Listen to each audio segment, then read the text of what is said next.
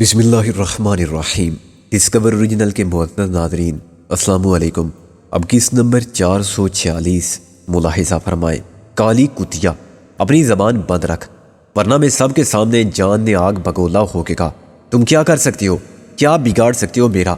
اس کا تمسخر اڑاتے ہوئے نفرت حقارت سے بولی جب تک تم مجھے میرا حصہ نہیں دو گے خطرہ باقی رہے گا تمہارے لیے۔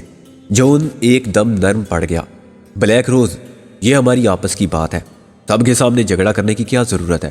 میں وضاحت کر چکا ہوں ایک بار کہ میں بے ایمان آدمی نہیں ہوں، تم آدمی نہیں ہو، شیطان ہو، اور مجھے کوئی غرض نہیں تمہارے نفع و نقصان سے، نہ میں وضاحت چاہتی ہوں، میں تو اپنا پورا حصہ چاہتی ہوں اور بس۔ اوکے ہم ایک بار پھر بات کریں گے لیکن ابھی نہیں۔ جان نے ہاتھ اٹھا کے کہا پہلے ہم ان سے نمٹ لیں۔ میں نے کافی ختم کر کے مگ اسے تھما دیا۔ تھینک یو، کیا ایک سگریٹ مل سکتا ہے مجھے؟ میں سگریٹ نہیں پیتا، وہ بولا۔ بلیک روز نے نہ جانے کہاں سے ایک پیکٹ برآمد کیا اور میری طرف اچھال دیا۔ میں نے دیکھا وہ کسی تربیت یافتہ نرس کی طرح غالب کو ایسپرین دے رہی تھی اور اسے چمچے سے کافی پلا رہی تھی۔ کیا مجھے خوش کپڑے مل سکتے ہیں؟ میں نے سگریٹ کا ایک کش لے کر سکون اور راحت کے اور نئی توانائی کے احساس کے ساتھ کہا مجھے سردی لگ رہی ہے، مل جائے گا، اور ہم نے کچھ کھایا بھی نہیں ہے کل سے۔ میں نے کہا فکر مت کرو، اب تم ہمارے ہاتھوں میں ہو تو سردی اور بھوک سے نہیں مرو گے، وہ بولا۔ ویسے تمہاری مرضی، کیا اس بات کا یہ مطلب لیا جا سکتا ہے کہ ہم نے کسی بھی معاملے میں غیر ضروری تجسس کا مظاہرہ کیا اور دخل در معقولات کیا تو ممکن ہے ہمیں مرنا پڑے؟ میں نے سوچا اور اٹھ کھڑا ہوا۔ میں اس کو فوری طور پر سوال جواب کی مہلت نہیں دینا چاہتا تھا۔ غالب کی حالت بہتر ہو رہی تھی اور مجھے امید تھی کہ میرے کپڑے بدل کے واپس آنے تک وہ پوری طرح ہوش میں آ چکا ہوگا۔ مجھے اٹھتا دیکھ کر جان نے اپنے حکم کے ایک غلام سے کہا اس کو پہننے کے لیے کچھ دو، مگر اس نے دونوں کو اوپر سے نیچے تک دیکھا۔ یہ تو ہے آدمی، وہ دونوں جو خود کو ٹارزن یا کنگ کانگ سمجھتے تھے اور ڈیل ڈول میں مجھ سے دگنے تھے، اسے اپنی تعریف سمجھ کے مسکرائے۔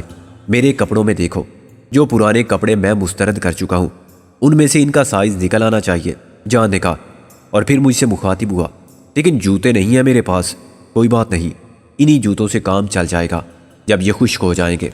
میں نے اپنے پھولے ہوئے بدوزے جوتوں کو دے کر کہا۔ سینے پر جپسی ڈانسر کو سندے مردانگی کے طور پر سجانے والے نے مجھے اپنے پیچھے آنے کا اشارہ کیا۔ جان نے سر پر ہاتھ مار کے کہا میرے قالین کا ناز تو مت کرو۔ سوری، میں نے کہا، اور دونوں جوتے اتار کے ہاتھوں میں اٹھا لیے۔ ابھی تک قالین اس لیے محفوظ تھا کہ ہم کملوں میں لپٹے پڑے تھے۔ جب میں کھڑا ہوا تو پانی جوتوں میں بولنے لگا۔ سٹیج پر دیہاتی مسخرے کا کردار ادا کرنے والے کی طرح میں کمرے سے یوں باہر کیا جیسے وہ دیہاتی کسی ایوان صدر کی خوابگاہ سے نکل رہا ہو۔ بلیک روز کھل کھلا کے ہنسی، اس کی ہنسی بڑی دلکش تھی، اس خوشبو کی طرح جو اس نے لگا رکھی تھی۔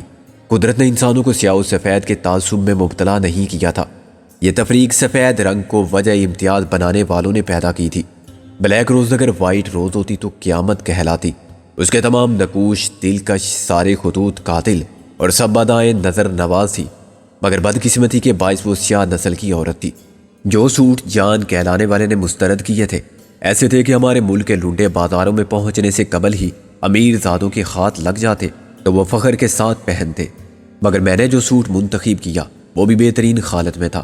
جب میں نے اس کے ساتھ میچ کرنے والی ٹائی مانگی تو مجھے ڈریسنگ روم تک لانے والے کا چہرہ بگڑ گیا۔ سالے امیر چند، دمڑی لال کی اولاد پورا ولایتی صاحب بنے گا، خیرات بھی اپنی مرضی سے لے گا۔ اسے اردو میں بات کرتے سن کر میں نے شدید حیرانی کے رد عمل کا اظہار نہیں کیا۔ میں نے متانت سے کہا میرے ساتھ پھر اس لہجے میں بات مت کرنا، میں اس جیسے 10 کتے خرید سکتا ہوں جس کے اشارے پر تم دم ہلاتے پھرتے ہو، سمجھے؟ اس کا رویہ ایک دم بدل گیا۔ سوری سر، میں ٹائی دیتا ہوں آپ کو، پلیز مسٹر فروش سے شکایت مت کیجیے گا۔ مجھے جان کا اصل نام معلوم ہو گیا تھا۔ میں نے کہا تمہارا نام کیا ہے؟ اس نے اپنے لبوں پر زبان پھیری۔ میں نے غلطی سے ایک نام بتا دیا، یہ بھی معلوم نہیں ہونا چاہیے انہیں۔ اگر تم اپنا نام نہیں بتاؤ گے تو میں تمہاری شکایت کر دوں گا، میں نے کہا، اور اپنے دوسرے ساتھی کا نام نہیں بتاؤ گے تو مسٹر جان کو بتا دوں گا۔ تم مجھے بلیک میل کر رہے ہو؟ ہاں، وائٹ میل تمہارا باس ہے، اس کے ساتھ ایک بلیک فی میل ہے، میں نے کہا، چنانچہ بلیک میل تم ہی ہو سکتے ہو۔ وہ میری بات سے محفوظ نہیں ہوا۔ ٹائی تلاش کرتے ہوئے وہ سوچتا رہا کہ اسے کیا کرنا چاہیے۔ وہ شش و پنج میں پڑ گیا تھا۔ بلاخر اس نے کہا میرا نام ہے سوہن اور دوسرا ہے میرا بھائی موہن، کیا خیال ہے؟ ٹھیک ہے یہ نام؟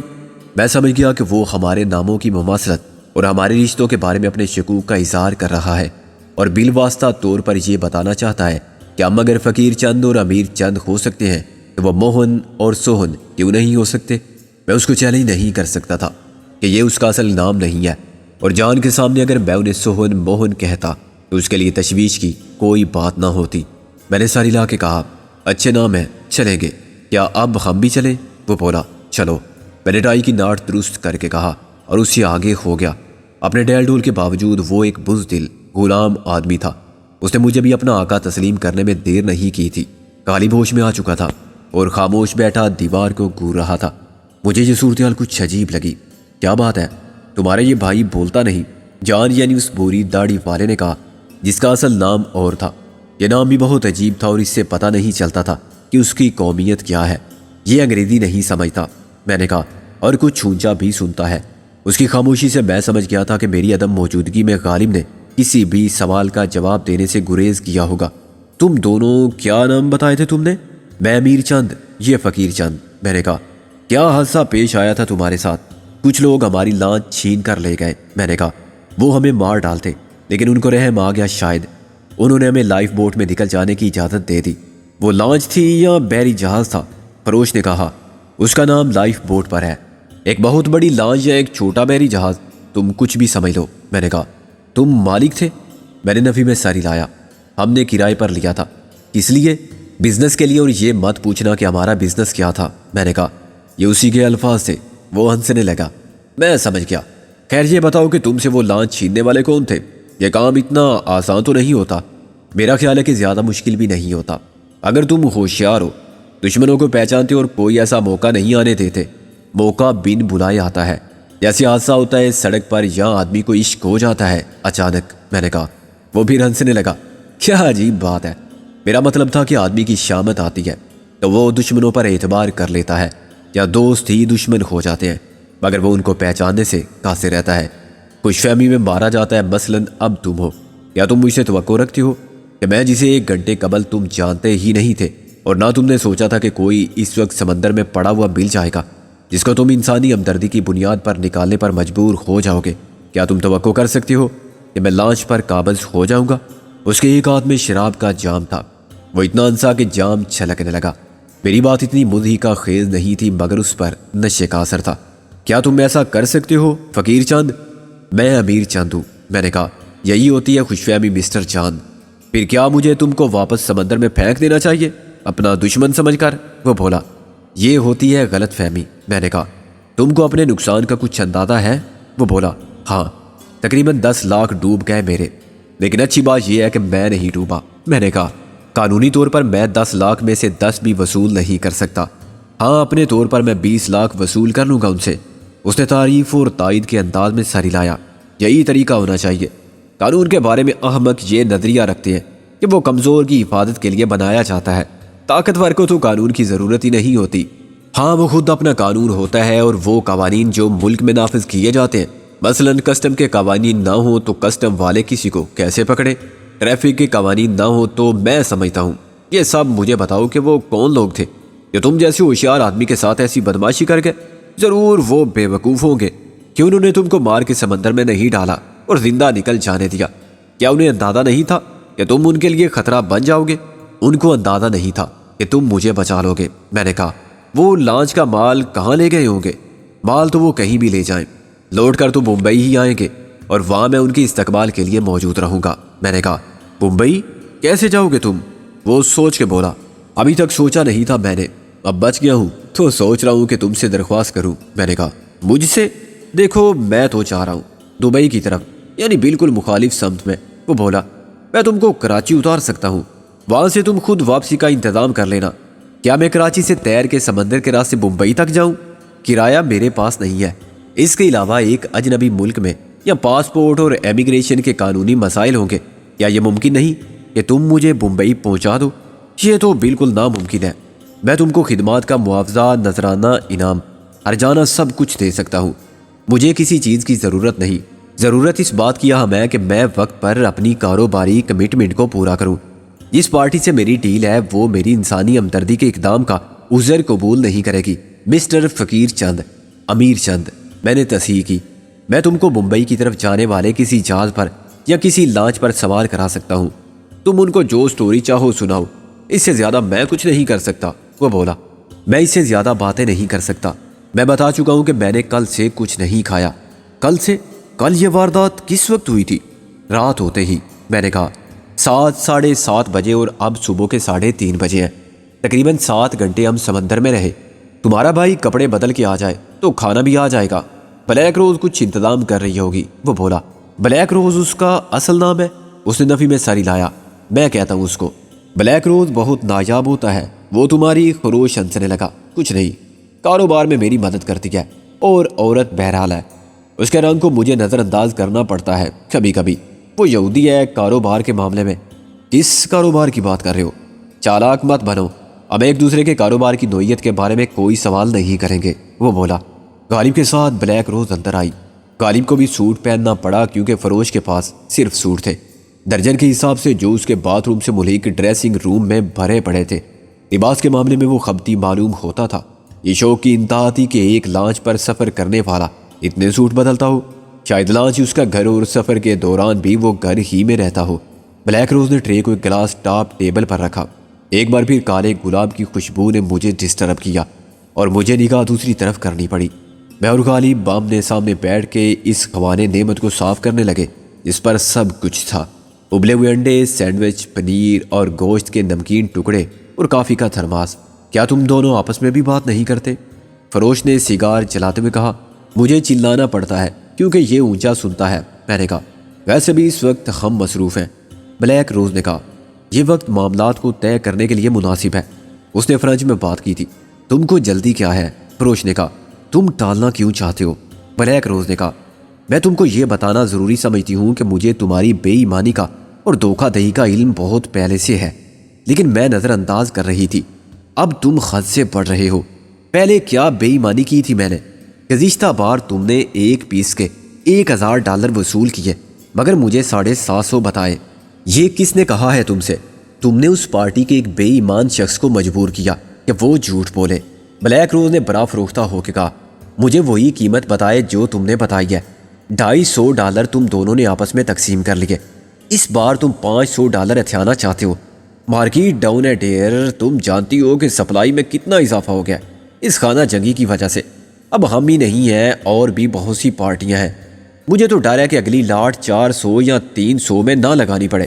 بائی دی وے، تم کو میرے خلاف اکسانے والا کون تھا؟ میں اندازہ تو کر سکتا ہوں مگر اس کا نام جاننا چاہتا ہوں۔ بلیک روز تلخی سے مسکرائی۔ اب بھی وقت ہے کہ مجھے احمق سمجھنا چھوڑ دو۔ احمق تو نہیں، تم خطرناک ہو گئی ہو میرے لیے۔ میں خود کو غیر محفوظ سمجھتی ہوں۔ تم ایسے آدمی ہو کہ نقصان کا ڈر ہو تو مجھے راستے سے ہٹا دو گے، لیکن میں تم کو بتا دینا چاہتی ہوں کہ تم بھی اتنے ہی غیر محفوظ ہو۔ اب مجھے صاف بتا دو کہ میرا حصہ کیا ہوگا۔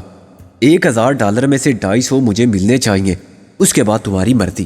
تم اپنا مال 7.5 میں نکالو یا 5 میں، گزشتہ حساب پر میں لعنت بھیجتی ہوں۔ اگر میں ایسا کرنے سے انکار کر دوں ڈیئر، تو تم مجھے مجبور کرو گے کہ میں وہ کروں جو میں نہیں کرنا چاہتی۔ بلیک روز نے کہا اور باہر نکل گئی۔ اس ساری گفتگو میں کوئی بات ایسی نہ تھی جو میری سمجھ میں نہ آتی، سوائے ایک بات کہ $1000 کا ایک پیس کیا چیز تھی۔ فروش نے خانہ جنگی کا ذکر کیا تھا۔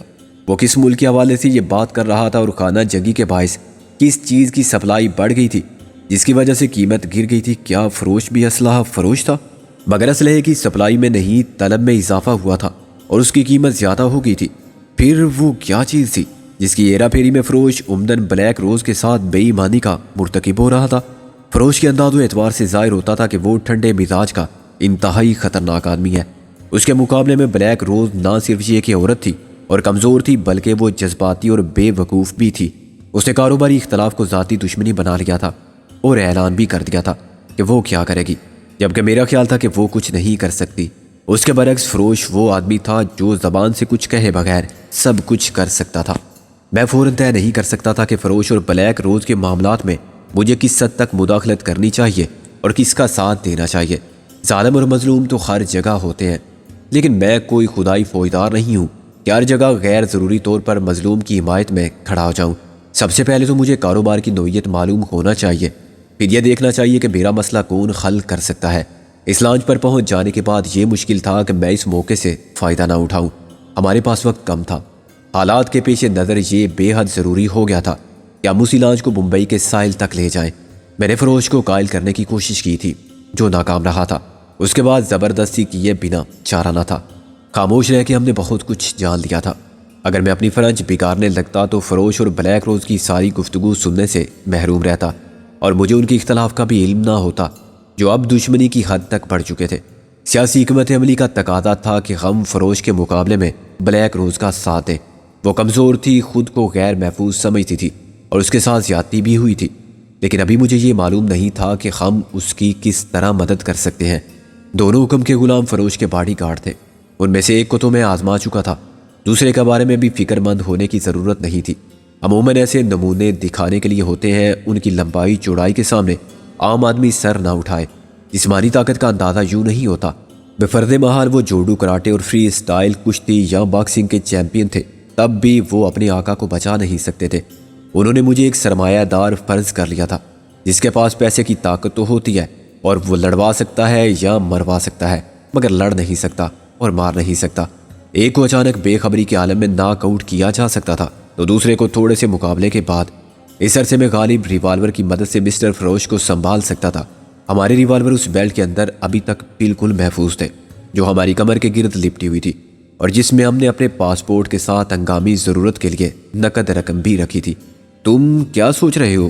فروش نے مجھ سے مخاطب ہو کے کہا۔ میں چونکا۔ میں اونگ رہا تھا اور سونے کی سوچ رہا تھا۔ اس میں سوچنے کی کیا بات ہے، جاؤ سو جاؤ۔ اس نے دوسرے حکم کے غلام کو اشارہ کیا۔ ان کو اسٹور میں لے جاؤ۔ دوسرا غلام وہ تھا جس کے بنیاد پر کھوپڑی کے ساتھ 2 اڑیاں بنی ہوئی تھی۔ میں دروازہ بند کر کے اس کے پیچھے چل دیا۔ غالب مجھ سے آگے تھا۔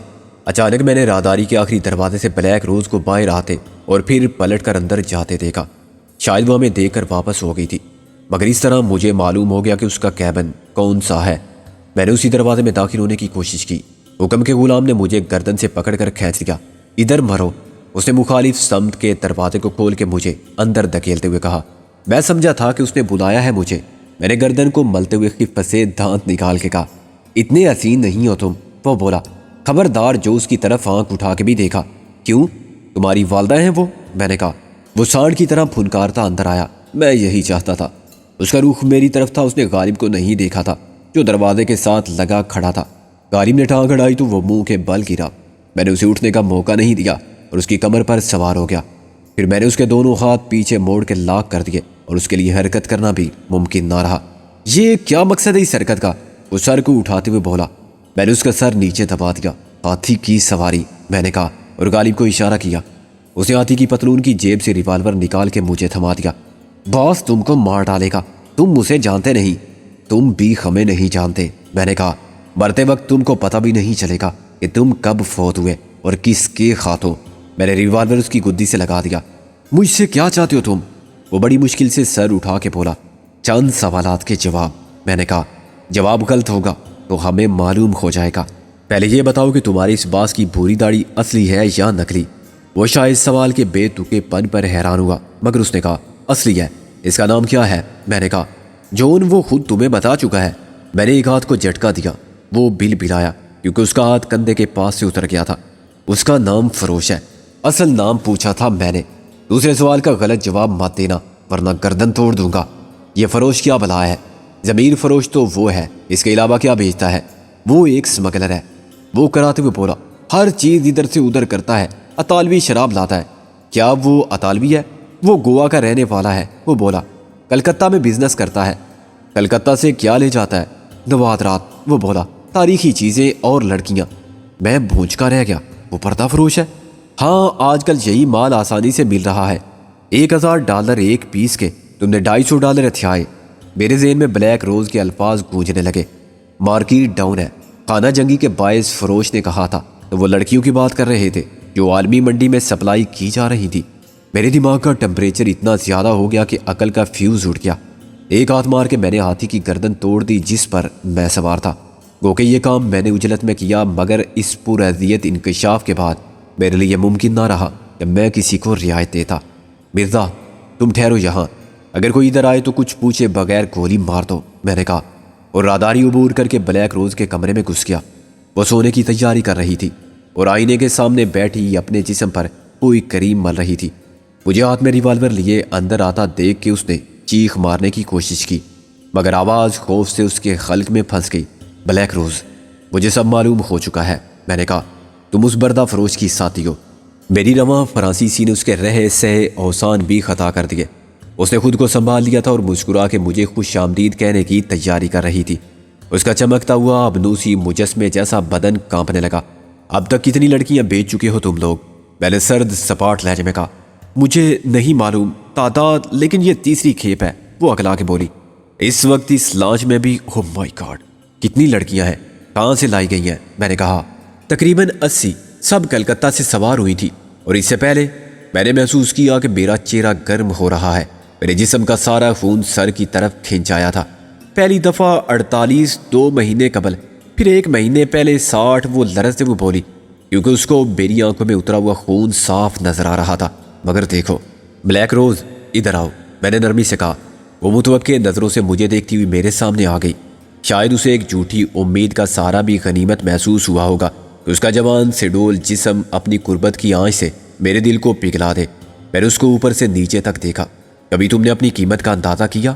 کسی نے کالے گلاب کی بولی لگائی؟ کالا گوشت پسند کرنے والے گدھ اور بھیڑیے بھی تو ہوں گے دنیا کے بازار میں، تمہارے لیے کوئی قیمت نہیں۔ ویسے میں برائے فروخت نہیں ہوں، وہ بولی، اور اپنی شہوانی مسکراہٹ کے ساتھ ہاتھ پھیلا کے آگے بڑھی۔ میں پیچھے ہٹ گیا۔ کاش میرے پاس اتنا وقت ہوتا۔ وقت تو ہے، وہ میری بات کا غلط مطلب نکالتے ہوئے بولی، کہ میں تم کو 1 فرانک میں بیچ سکتا تو وہ فرانک میرے کام آتا، لیکن تم بے مصرف ہو میرے لیے، میں نے کہا۔ اس کے ساتھ ہی میں نے اس کے ہاتھ مارا۔ وہ کٹی ہوئی شاخ کی طرح گری اور ساکت ہو گئی۔ میں غصے میں اندر سے کسی تنور کی طرح تھا، مگر میرے پاس وقت کم تھا۔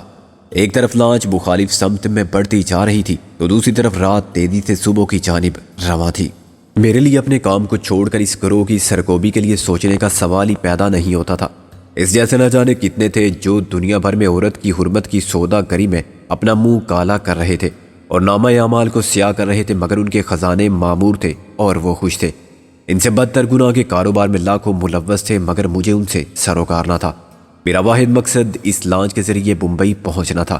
اگر فروش ایک بردہ فروش نہ ہوتا، کوئی شریف آدمی ہوتا، تب بھی میں اس مقصد سے کنارہ کش نہ ہوتا، لیکن اس کے کردار کا شیطانی چہرہ اور اس کے کاروبار کا گھنونا پہلو سامنے آ جانے کے بعد تذبذب کا کوئی سوال نہ تھا۔ وہ سب ایک جیسی سزا کے مستحق تھے جو کم سے کم موت ہو سکتی تھی۔ میری آواز نے یا بلیک روز کی چیخ نے، جو اس کے خلق سے نکلنے والی آخری آواز تھی، فروش کو چوکنا کر دیا ہوگا۔ مجرم کی خطرے کو بھانپنے والی چھٹی اس یوں بھی بہت تیز ہو جاتی ہے۔ میں بلیک روز کے کمرے سے نکلا ہی تھا کہ فروش کے کمرے میں سے دوسرا ہیوی ویٹ غلام نکلا۔ اس کے ہاتھ میں بھی ریوالور تھا۔ میرے ہاتھ میں ریوالور دیکھتے ہی اس کی حیوانی جبلت جاگ اٹھی۔ اس نے سمجھ لیا کہ اب ہم میں سے ایک ضرور مارا جائے گا۔